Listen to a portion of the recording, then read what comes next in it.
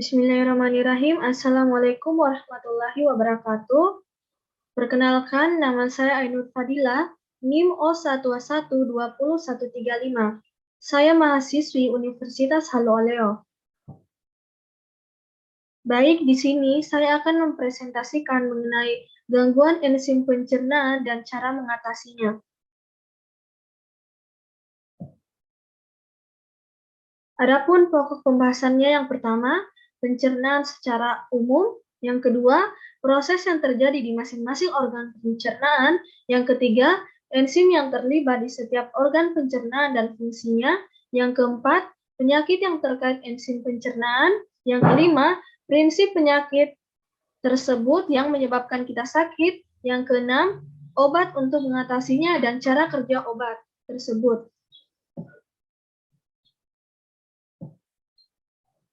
Pencernaan secara umum. Gangguan pencernaan merupakan kondisi yang terjadi karena adanya masalah pada salah satu organ pada sistem pencernaan. Sebelum itu, kita perlu ketahui bahwa sistem pencernaan manusia terdiri dari mulut, kerongkongan, lambung, usus halus, usus besar, serta anus.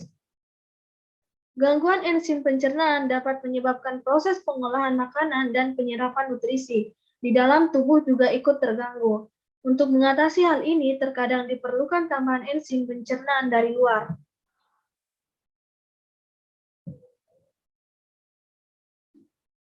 Proses yang terjadi di masing-masing organ pencernaan.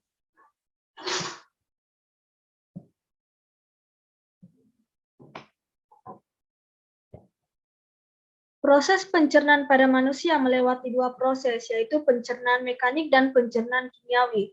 Pencernaan mekanik dilakukan di dalam rongga mulut oleh gigi, sedangkan pencernaan kimiawi adalah pencernaan dengan bantuan enzim dan terjadi di rongga mulut, lambung, dan usus.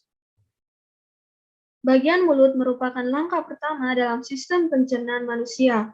Proses pencernaan dimulai saat kamu mengambil gigitan pertama pada makanan, disebut juga pencernaan mekanik. Yang pertama, makanan masuk melalui mulut. Organ yang ada di dalam rongga mulut seperti gigi, lidah, dan kelenjar mulut ikut ambil dalam proses ini. Yang kedua, makanan yang sudah dikunyah akan melewati faring atau persimpangan saluran dari rongga mulut ke kerongkongan. Yang ketiga, makanan kemudian masuk ke kerongkongan. Di dalam kerongkongan, makanan akan didorong menuju lambung. Yang keempat, setelah sampai ke lambung, makanan akan diolah secara kimiawi dan mekanik. Yang kelima, dari lambung makanan akan didorong ke usus halus. Di dalam usus halus, sari-sari makanan diserap. Yang keenam, dari usus halus makanan akan didorong ke dalam usus besar. Dan yang terakhir, makanan yang sudah dicerna akan dikeluarkan melalui anus.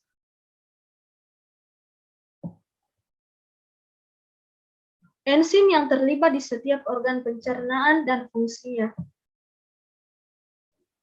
Yang pertama, amilase. Enzim ini bertugas memecah zat pati atau karbohidrat menjadi gula. Yang kedua, protease. Enzim protease adalah enzim pencernaan yang bertugas untuk memecah protein dalam makanan menjadi asam amino. Yang ketiga, lipase. Lipase adalah enzim yang memiliki tugas memecah lemak menjadi asam lemak dan gliserol. Yang keempat, maltase. Enzim ini berfungsi untuk menghancurkan maltosa. Zat gula maltosa ini banyak ditemukan pada tumbuhan seperti biji-bijian, gandum, dan ubi. Yang kelima, laktase. Laktase adalah jenis enzim pencernaan yang memecah gula laktosa. Gula ini ditemukan dalam susu dan makanan atau minuman yang terbuat dari susu. Orang dengan intoleransi laktosa seringkali disarankan untuk mengonsumsi enzim laktase tambahan saat mengonsumsi susu. Dan yang terakhir, sukrase. Sukrase adalah enzim yang diproduksi oleh usus halus. Fungsi enzim ini adalah memecah sukrosa menjadi gula sederhana, seperti fruktosa dan glukosa. Gula sukrosa banyak ditemukan pada tanaman seperti tebu, sorghum, dan bit gula. Sukrosa juga ditemukan pada madu, namun dalam jumlah sedikit. Penyakit yang terkait enzim pencernaan. Penyakit enzim gangguan pencernaan salah satunya yaitu Gangguan pankreas kronis. Pankreas kronis adalah peradangan pada pankreas yang menyebabkan kerusakan permanen dan berhentinya fungsi pankreas. Penyakit ini sering ditandai dengan nyeri perut berat yang timbul berulang. Prinsip penyakit yang menyebabkan kita sakit. Gangguan pankreas kronis. Penyakit ini terjadi ketika pankreas tidak memproduksi cukup enzim untuk memecah dan menyerap makanan.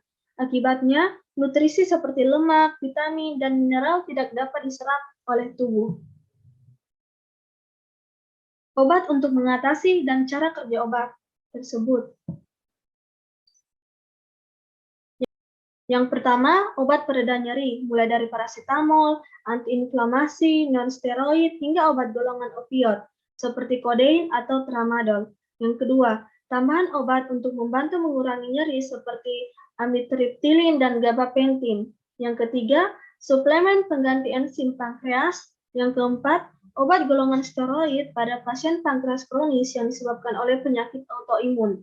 Dan yang terakhir, insulin, bila pankreas kronis menyebabkan pasien diabetes.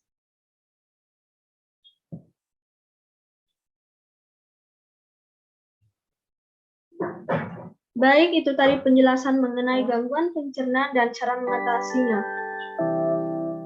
Sekian dan terima kasih. Wassalamualaikum warahmatullahi wabarakatuh.